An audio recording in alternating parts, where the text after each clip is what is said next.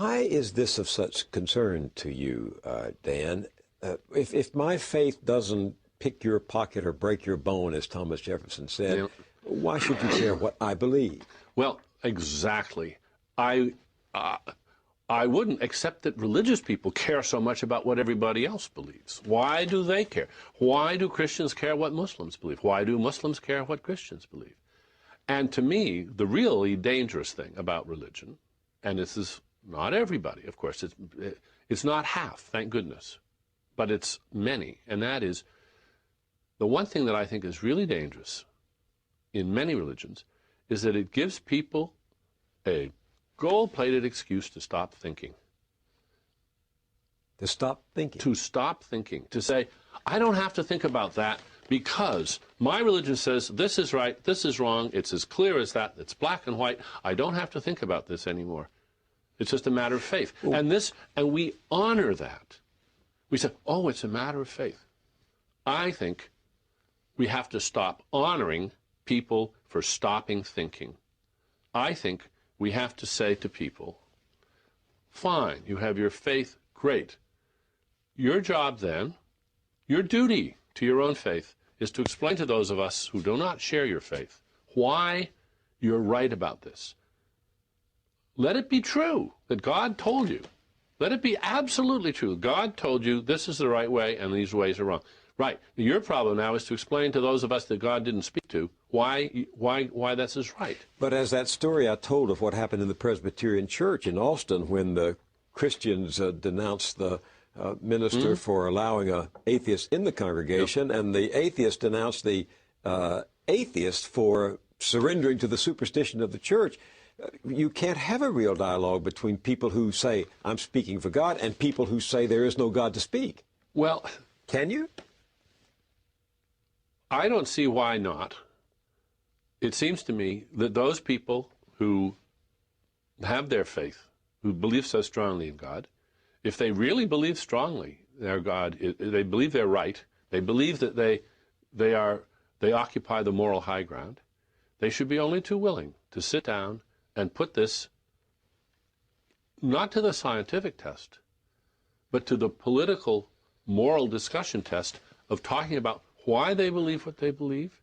And let's talk about, the main thing we want to talk about is what should we do? What's the moral course of action to take? And if that is to be a reasonable discussion, we have to take a few cards off the table. Such as? The faith card.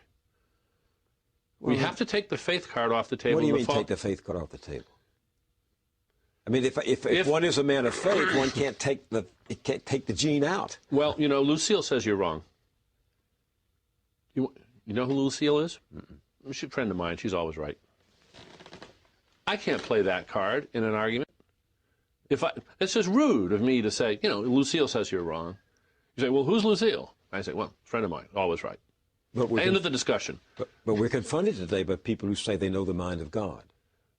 And I think quote a scripture to reveal it. And I think the way we should deal with them is to say, well, that's very interesting, because now you've got a real problem. Since the rest of us don't know the mind of God, we can't share your direct line, so you're going to have to do the best you can in a secular discussion about what the right thing to do is. Are you up to the task of explaining to the rest of us who don't have your hotline to God why you're right? And don't just tell me that God told you. We know that. We accept that. Suppose I'm sitting here, I'm a Muslim, and I say to you, look, book 5, verse 44 condemns apostasy and says the heretic should be put to death. And I'm telling you that this is my holy script, and I believe that is the case. What do you say to me? I say, well, the fact that it says it in your holy text is an interesting historical fact, but it doesn't settle whether it's right. It just doesn't. But it settles for me, speaking for the Muslim, that it's true. Well, it is possible, of course, that many people are simply morally incapacitated for engaging in moral deliberation. How come? You have to do it. Wouldn't you have to submit that to a scientific test of observation and verification? If they can't hold a discussion, a reasonable, respectful political discussion about these issues without simply playing the faith card, then I guess they have to admit that they can't defend what they're saying. I think the big problem that we have is we have been too willing just to let people play the faith card, and then it just trumps everything. And it might have been all right, except it's being abused a great deal around the world today. And I think, and besides, nobody believes that. Let's face it. If somebody came up and said, look, my religion says that well, I don't have to make up a case. I'm going to take the case of apostasy you just mentioned. Mm. There are clerics in Islam right now who say, death for apostasy, that's our religion, and we should do it. And I think everybody in the world should stand up and say, don't be ridiculous. Don't be silly. That is barbaric. It is simply beyond the pale. It doesn't matter what your tradition is. This is not a tradition that should be honored. Yeah, the church wants it. The Catholic Church once put heretics to the state. Absolutely right, and they've learned better, haven't they?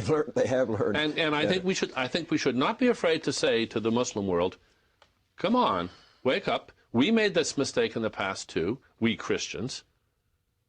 But we're not making it anymore. We Jews, that certainly Christians and Jews certainly made that mistake in the